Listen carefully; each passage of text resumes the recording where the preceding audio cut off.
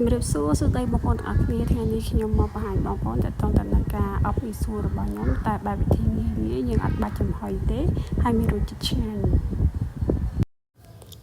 ចាអញ្ចឹងឥឡូវយើងមកមើលគ្រឿងផ្សំដំបូងដែលខ្ញុំត្រូវការប្រើនោះគឺមានមីស៊ូហើយមីស៊ូនឹងយើងប្រើទៅតាមបរិមាណសាច់របស់យើងបើសាច់យើងច្រើនយើងប្រើច្រើនតែបើសាច់យើងតិចយើងប្រើតិចអញ្ចឹងណាហើយខ្ញុំយកមកលាយគ្រឿងនឹងមានទឹកស្អុយខាប់ហើយនិងទឹកស្អុយធម្មតាហើយខ្ញុំចាប់ផ្ដើមច្បល់វាបងប្អូនប្រើដៃដូចខ្ញុំក៏បានយកសាភាកោក៏បានដែរតែប្រើដៃទៅស្រួលជាងដោយសារតែយើងឆាប់ច្បល់វាឆាប់ចូលជាតិគ្នាអញ្ចឹងណាចា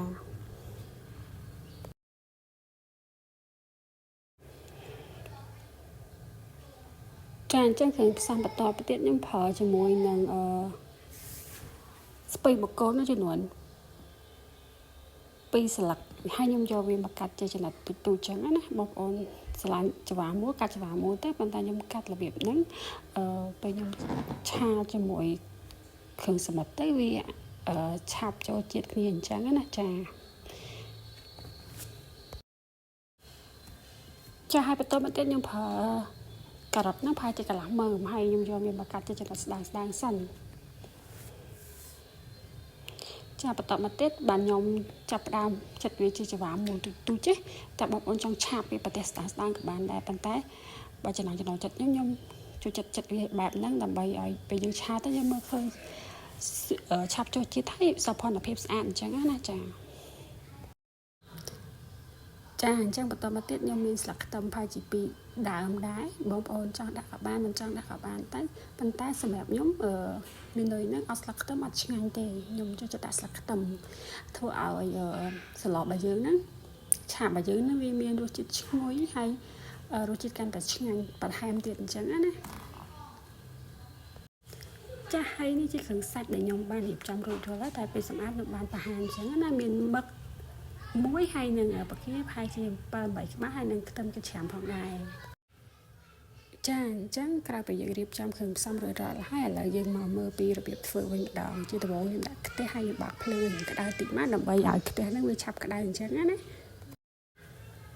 អញ្ចឹងបន្ទាប់ពីខ្ទះយើងក្តៅហើយយើងអាចប្រើប្រេងឆាក៏បានខ្លាញ់ក៏បានដែរយើងដាក់បរិមាណល្មមដែលសមមាត្រជាមួយនឹងខ្ទឹមដែលយើងតាមពងណាហើយយើងផងដែរចាអញ្ចឹងបន្ទាប់ពីយើងដាក់ខ្ទះចូលហើយដាក់ខ្លាញ់ចូលយើងក្តៅហើយឥឡូវយើងដាក់ជាមួយនឹងខ្ទឹមដែលយើងបានច្រាំយើងម៉ត់ហើយហ្នឹងដាក់ចូលខ្ទះហើយយើងកូរវាឲ្យរៀងឡើងក្រហមតិចមកឬក៏ឲ្យឡើងខ្ទឹមឈ្ងុយចាអញ្ចឹងបន្ទាប់ពីយើងដាក់ខ្ទឹមពងរៀងឈ្ងុយហើយឥឡូវយើងបន្ថែមជាមួយនឹងស្ករត្នោតដែលខ្ញុំដាក់ឃើញហ្នឹងខ្ញុំដាក់តែបន្តិចទៅយើងដាក់ល្មមមកជាមួយនឹងបន្លែហើយនឹងសាច់របស់យើងណាចាបន្តមកទៀតយើងបន្ថយភ្លើងតិចមកដើម្បីកុំឲ្យវារៀងឆាប់ខ្លោចអញ្ចឹងយើងបន្ថយភ្លើងដើម្បីយើងកូរស្ករហ្នឹងឲ្យវាលាយសព្វជាមួយនឹងខ្ទឹមហើយនឹងខ្លាញ់ហ្នឹងដើម្បីឲ្យវាឡើងឈ្ងុយប៉ុន្តែកុំឲ្យវារៀងឡើងក្រហមខ្លាំងពេកដល់ថ្នាក់ខ្លោចត្រឹមតែជើងក្រងល្មមដូចដែលខ្ញុំបានបង្ហាញហ្នឹងបានហើយបើយើងដាក់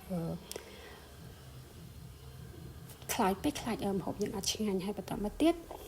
យើងបន្ថែមជាមួយសាច់ដែលយើងបានរៀបចំហើយហ្នឹងមានបកាហើយនឹងមឹកហើយយើងឆាច្បល់តិចមក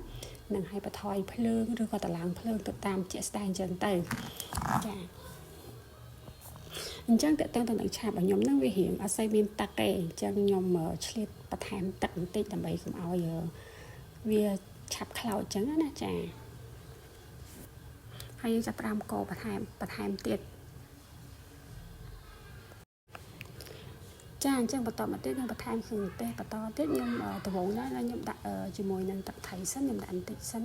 ដាក់ច្រើនបន្តិចខ្លាចប្រៃចាហើយខ្ញុំចាប់ផ្ដើមតម្លើងភ្លើងបន្ថែមតិចទៀតចា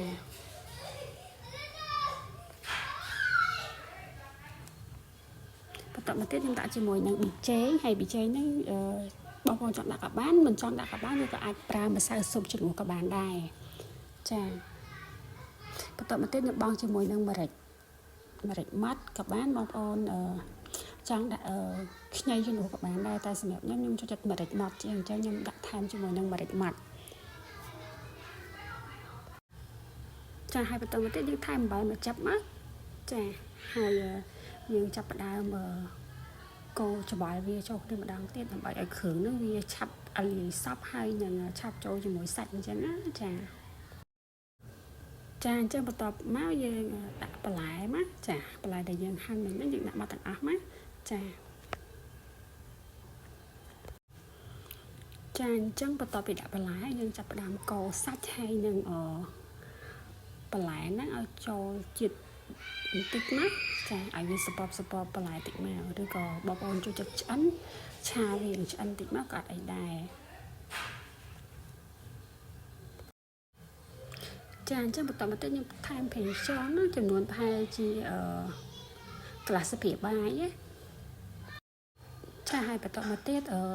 យើងចាប់ផ្ដើមកូរបន្លែរបស់យើងជាមួយសាច់ហើយនឹងប្រេងខ្យងឲ្យចូលជាតិគ្នាម្ដងទៀតទៅតាមពិតទៅប្រេងខ្យងហ្នឹងយើងចង់ដាក់មុនក៏បានដែរប៉ុន្តែសម្រាប់ខ្ញុំការឆាដាក់ប្រេងខ្យងក្រោយវាធ្វើឲ្យបន្លែរបស់យើងឬក៏ស្លរបស់យើងនេះវាឆ្ងាញ់ជាងនៅពេលដែលយើងដាក់ក្រោយគេតែបើយើងដាក់មុនដូចមានអារម្មណ៍ថាពេលដែលយើងឆាឆ្អិនពេកទៅវាបាត់បង់រសជាតិប្រេងខ្យងនឹងអញ្ចឹងណាចាអញ្ចឹងបន្ទាប់ពីយើងកូរច្បល់ជាមួយបន្លែហើយនឹងសាច់ហើយយើងឥឡូវដល់វគ្គយើងភ្លក់ម្ដងហើយអញ្ចឹងបើបងប្អូនភ្លក់ទៅឃើញថារសជាតិអ្វីដែលបងប្អូនចង់បានហើយបងប្អូនមិនថែមថយទៀតទេតែអ្វីដែលខ្ញុំដូចបង្ហាញបងប្អូននេះគឺពេលខ្ញុំភ្លក់ទៅគឺរសជាតិរបស់ខ្ញុំគឺវាថាចូលជាតិនេះល្អហើយរសជាតិរៀងមុតត្រូវមាត់ខ្ញុំអញ្ចឹងណាចាអញ្ចឹងខ្ញុំអត់បន្ថែមបន្ថយទៀតទេតែឥឡូវដល់វគ្គខ្ញុំបិទភ្លើងហើយខ្ញុំដួសឆាហ្នឹងដាក់ចានសិនចាយើងដួសដាក់ចានបន្លែសិនមកចាហើយពេលយើងដួសហ្នឹងយើងដួសយកទីសម្រាប់យកតកាកបានហើយអាទឹកដែលយើងមាននៅក្នុងឆាហ្នឹងយើងបាច់យកវាមកទាំងអស់ទេដោយសារតែយើងត្រូវការទឹកហ្នឹងដើម្បីឆាមីស៊ូបន្តទៀតចឹងចាហើយពេលយើងដួសហ្នឹងយើងចង់បន្លែចូលខ្លះក៏បានឬក៏ដួសបន្លែមកទាំងអស់ក៏បានដែរតែសម្រាប់ខ្ញុំដាក់បន្លែចូលវិញខ្លះហើយបន្តមកទៀតអាមីស៊ូដែលយើងច្បល់គ្រឿងជាមួយនឹងទឹកស្អៀងរួចរាល់ហ្នឹងឥឡូវយើងយកមកឆាវាម្ដងទៀតចាហើយមិនបាច់ថែមគ្រឿងថែមថយគ្រឿងអីទៀតទេបងប្អូនព្រោះអាទឹកឆាដែលយើងបានឆាហ្នឹងគឺវាមានជាតិរួចរាល់ហើយយើងគ្រាន់តែយកវាមកច្បល់ជាមួយនឹងទឹកឆាហើយនឹងបន្លែដែលយើងមានហ្នឹងរួចរាល់ហើយបងប្អូនចាហើយយើងថែមថយភ្លើងមើលទៅតាមជាក់ស្ដែងអញ្ចឹងណាចាហើយកូរវាធ្វើមិនឲ្យមីស៊ូយើងឡើងទន់ល្អចា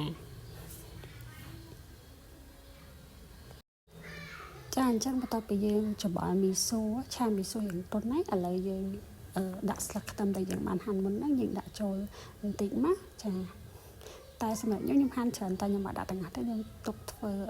ម្ហូបផ្សេងទៀតចឹងណាចាហើយយើងច្បល់ស្លឹកខ្ទឹមហើយនឹងមីស៊ូហ្នឹងឲ្យវារៀងចូលតិចហើយបន្តមកទៀតខ្ញុំចាប់ផ្ដើមបិទភ្លើងហើយព្រោះអីច្បល់ទៅវារៀងទន់ស្លឹកខ្ទឹមហើយចាឥឡូវយើងមានចានស្អាតមួយមកដោយសារតែមីស៊ូយើងឆ្អិនហើយឥឡូវយើងចាប់ផ្ដើមដួសដាក់ចានសិនចា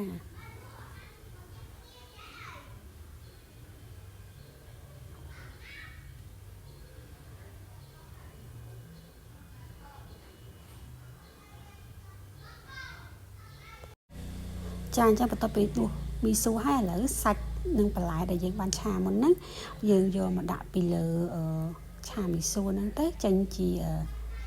ឆាមីស៊ូបានហើយយើងបាច់ចាប់បាច់អប់ឬក៏អីទេដោយសារតែបាច់អប់ឬក៏ចំហុយអីទេដោយសារវាយូរអញ្ចឹងណាហើយយើងបាច់ប៉ាន់ប្រមាណរសជាតិអត់ត្រូវតែនេះឆ្ងាញ់ហើយធ្វើលឿនទៀតអញ្ចឹងបងប្អូនចូលចិត្តកុំភ្លេចជួយsubscribe និង like វីដេអូផងអរគុណច្រើន